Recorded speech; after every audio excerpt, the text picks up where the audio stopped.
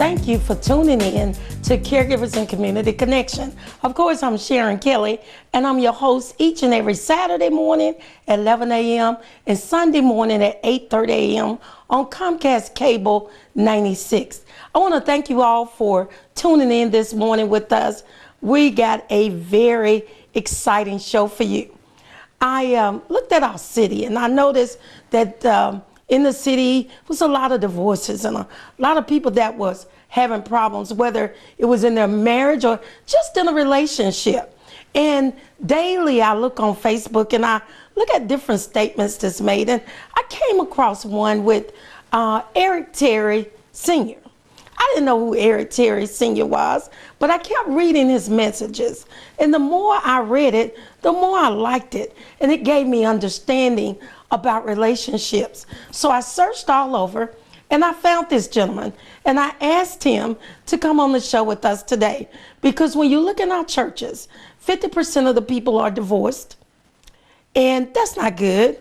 And I guess 75 are divorced in the community. So I decided to reach out for the relationship coach, the coach. Remember, he is the coach. But I want to welcome him this morning. Thank you so much, Eric, for coming by the studio with me and talking to me on something that's very important, not just to us, but to the city of Chattanooga. And tell us a little something about Eric Terry Sr. Sure. Thank you so much for having me, Sharon. You're welcome. My wife and I started Real Talk Consultants. Real Talk Consulting about a little over 2 years ago, because we saw the need, a great need for couples to, and individuals to have a place to learn about relationships. In schools and our educational systems, we are taught everything from mathematics to economics to history to you name it, we're teaching it. But the one thing that we're not learning is how to relate to one another. So no one's teaching this in our school system. So, and this is where relationships are being built. So we began to, after having our own marriages that didn't work. And I tell people there are no failed marriages. It's just that we fail to work the principles of marriage. So seemingly the marriages don't work. But the truth is, it's just that we haven't worked the proper principles to make them work, so that we struggle. So we built Real Talk Consulting and started just as a faith-based firm to help people, to help teach people about relationships and to help them get a better understanding of what it means to be in a relationship and how the roles have changed. We have a gender issue in these days, just understanding the roles of the husband and wife, and even when it comes to our dating. So we've got to get that same understanding with the singles as well. You know, a few weeks ago, I had you on the radio show with me, and you said that it's something that a man is interested in, and it's something that a woman needs to make her feel complete. Yeah. I want you to tell us those two things again. Sure. The number one need of a man is success. The number one fear of a man is failure. Anytime a man feels unsure, anytime a man feels that this is an area where he's had issues or where he's struggled, that's a fearful place for them. All because we don't understand that. A friend of mine helped me understand is that failure is only failure if you don't learn from it. But if we were able to learn something from that situation, that's pretty much a success. But men need to be encouraged. We need to be lifted. Unfortunately, a lot of our men, especially in our community, have been reminded, you're going to be just like so-and-so. You're not going to be anything. And unfortunately, I've heard some parents do this to their young men, especially to their young boys as small children, and it doesn't change. They hear that so often because what you say has power. So we're speaking this over our boys, so they struggle with it. So they become men who struggle with it. When it comes to women, the number one need of a woman is security. They need to be sure. I had a friend of mine ask me, he said, why do women ask so many questions? Why do they always seek answers? And I said, the answers is what provides the security for them.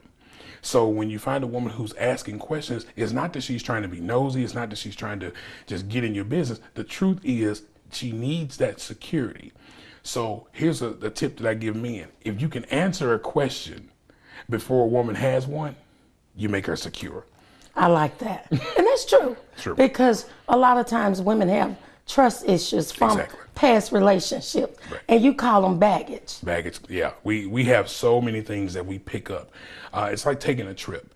We go on a trip, and of course you leave with one set of things, but when you return, most of us pick up something. Whether it's some people getting a towel from the hotel, a pen, or something, you're bringing something back with you.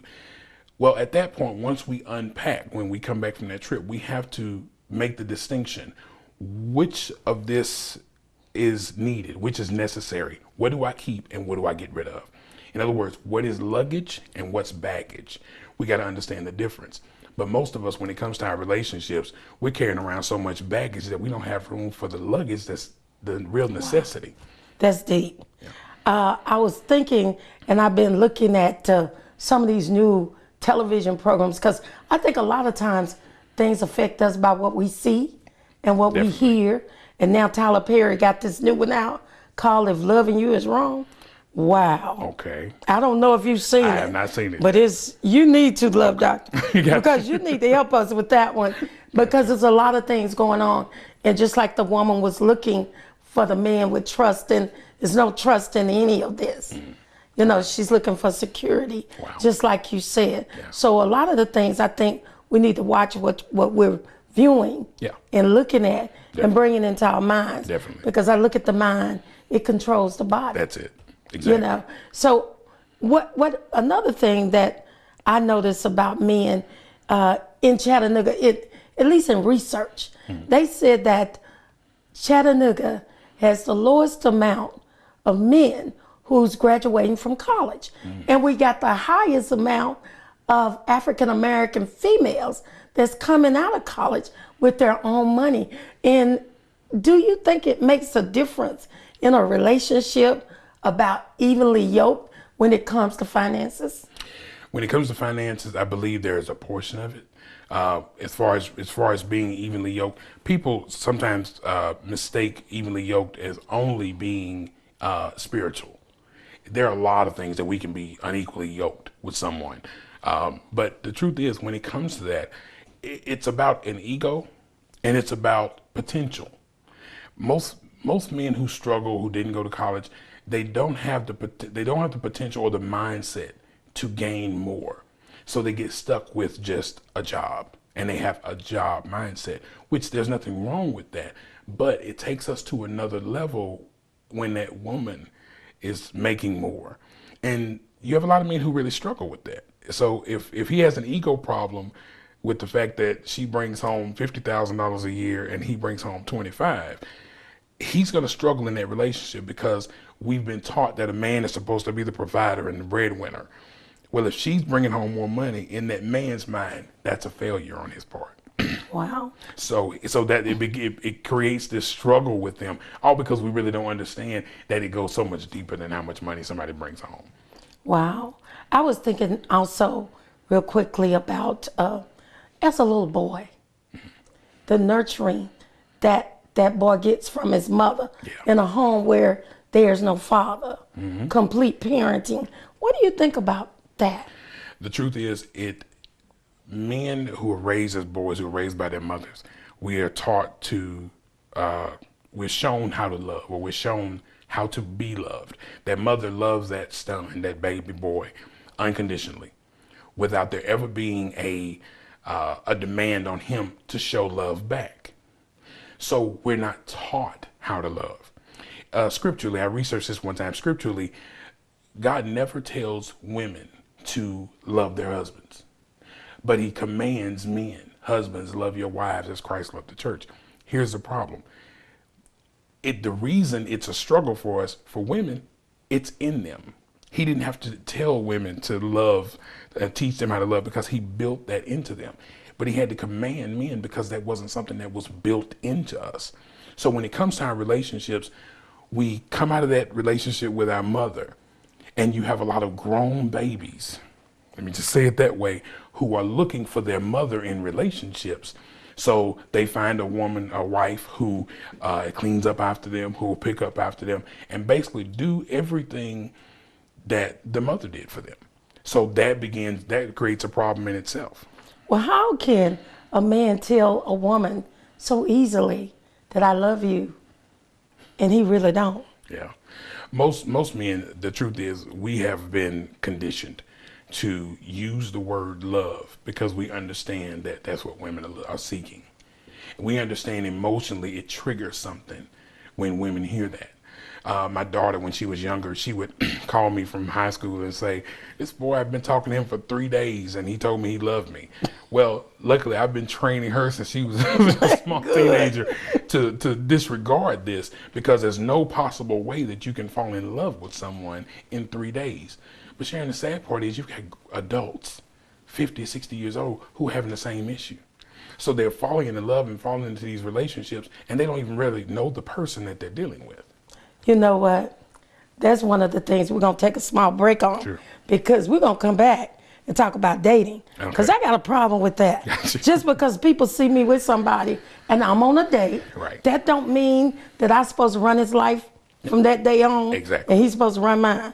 Right. We'll be Gotcha. right back. We're going to talk about dating, y'all. We'll be right back with Caregivers and Community Connection.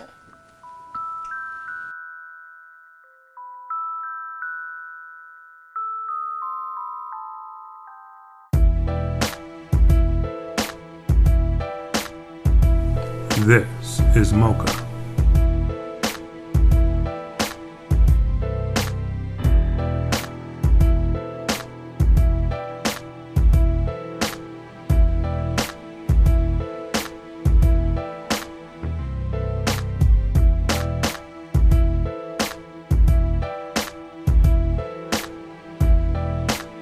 If you don't know, now you know.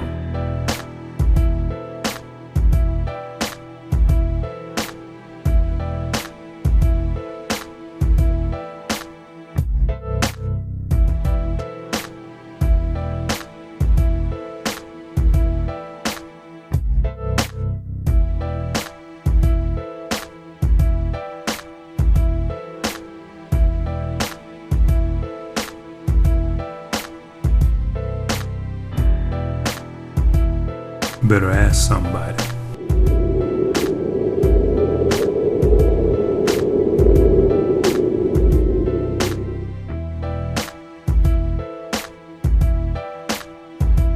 Welcome back to Caregivers and Community Connection. If you only caught the beginning, we got Mr. Eric Terry Sr. in the studio with us, and we're talking to the relationship coach. In the city, a lot of us have had some problems dealing with different things when it comes to dating, just being in a relationship. And I thought I would bring the coach in. So, Coach, we were talking about dating.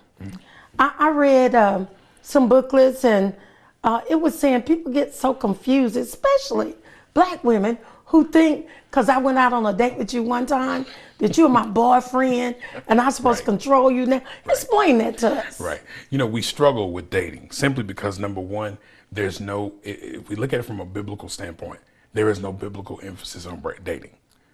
The marriages were arranged. There was no dating. So there's really no biblical, mindset for dating someone.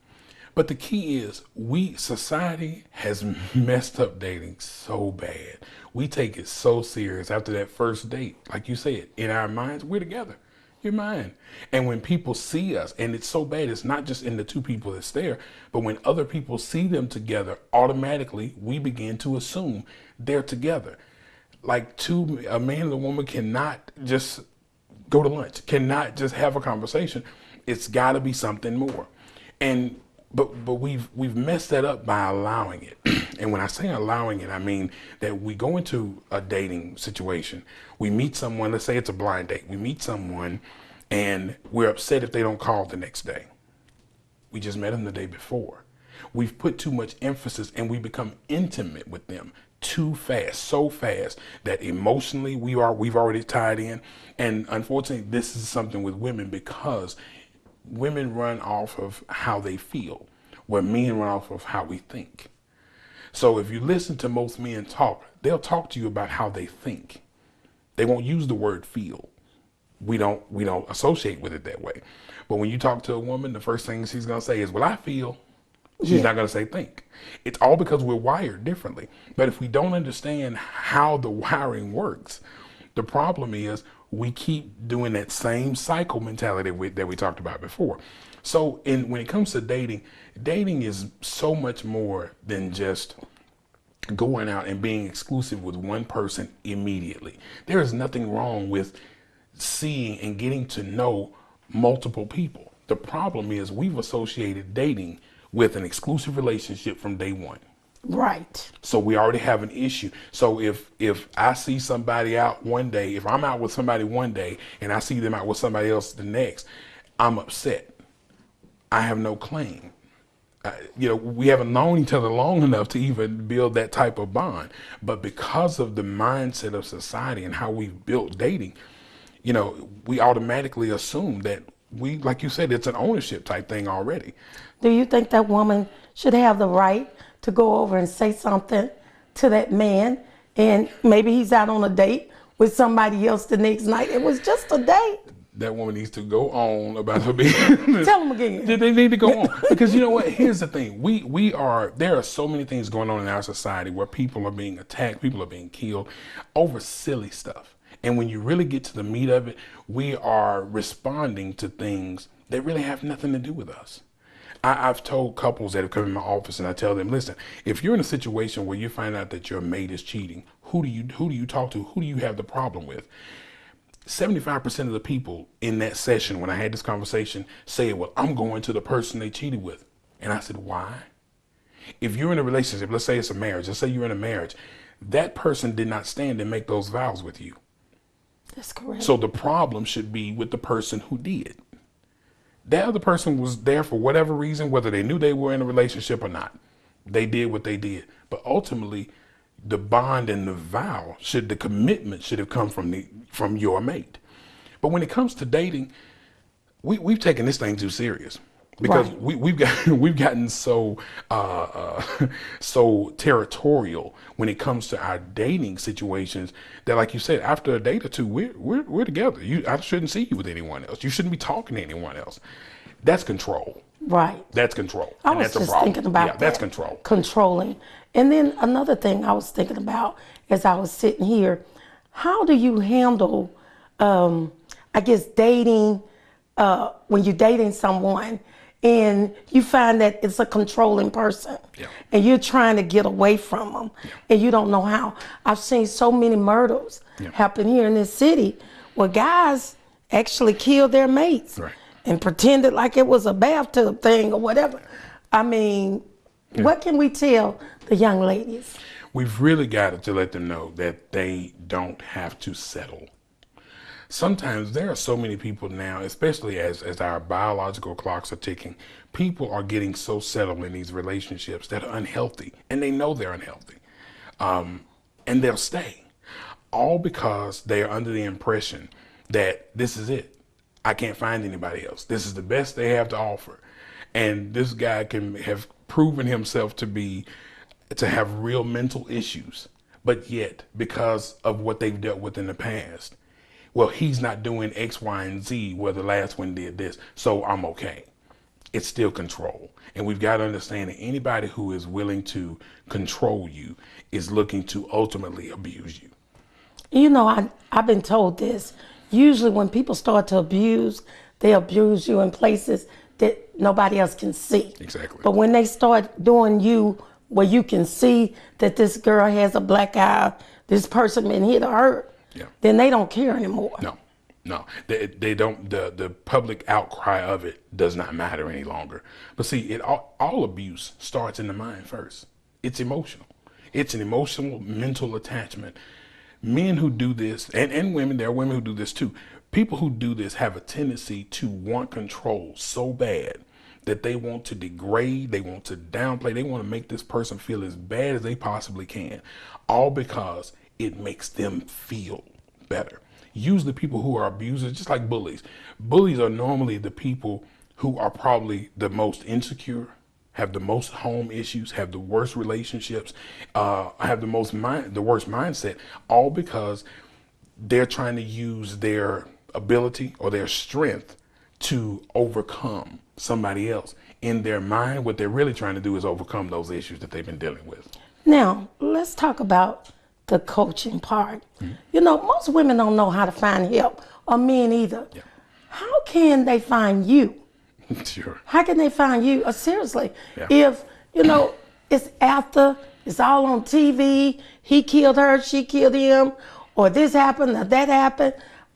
What do we need to do to find someone to help us? Sure. The thing is, there are so many different programs in the city, domestic violence hotlines. There's so many things, but we need to really seriously reach out. What I will first tell someone is talk to somebody you trust. Just be honest. This is the hard part, because most people don't want to be exposed. They don't want to expose their issue. They don't want to embarrass anyone, but at the same time, they're getting hurt. So for us, we tell people, listen, contact us. All the clients that I've dealt with over the past 2.5 years, no one can say they read their post or they read their life on Facebook. I'm not doing that. There has to be a level of confidentiality with these things, because those are touchy issues. Those are touchy subjects. So for us, they can reach us at my phone number, 423-381-0774. They can also go to our website, realtalkconsultants.com. With that information, they can reach out to us, send us an email, contact us by phone, and we'll be glad to get them set up, because we do individual sessions, as well as a relationship coaching and couple sessions.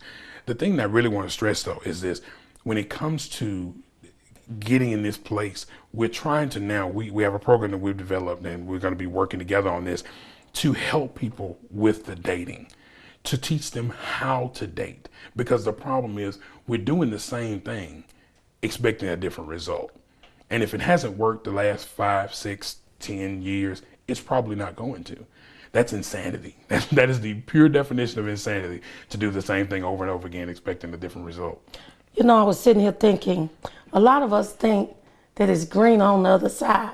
So we leave from over here, going to the other side, just because a lot of times the man, he won't go to counseling, especially a black man. And the woman can be at home begging to go, because she really want to save her marriage, because remember, she's emotional. Sure. So what can you say to a male to get him to seek out? Because you're not family. Right. You're not nobody that he knows. Right. How can you get and encourage him? What I tell men is, first off, I've been where you are. I was that man who didn't understand. I was selfish. I became a father and a husband at 22, and I wasn't prepared to be either. And after 10 years, almost 10 years of marriage, and we struggled. After 10 years of that, and neither one of us really knew what to do, we divorced. But in that process and throughout that time, I've learned these steps and learned some of the things to make my marriage now a better marriage. We don't argue. We don't have the issues that I had before. We don't have. But it's about, first off, being vulnerable and just saying, you know what, I need the help. I don't really know what to do. What can you do to help me? And I try to let people know, anything that we say, I've been there. I tell people, one of the things I prayed about when we first did this business was, Lord, don't allow people to come to me that I don't have any clue or any idea of what they're talking about. And he has blessed me to a point that I realize now why I went through so much, because it's now put me in a position to help others in a major way. Well, I like everything you said, and I hope that someone picked up on what to do, how to reach out, how to get help, how to save your marriage through this session here today. And I want to thank you so much for coming by and talking to me this Saturday morning. Thank you for having us. We appreciate it. You're more than welcome.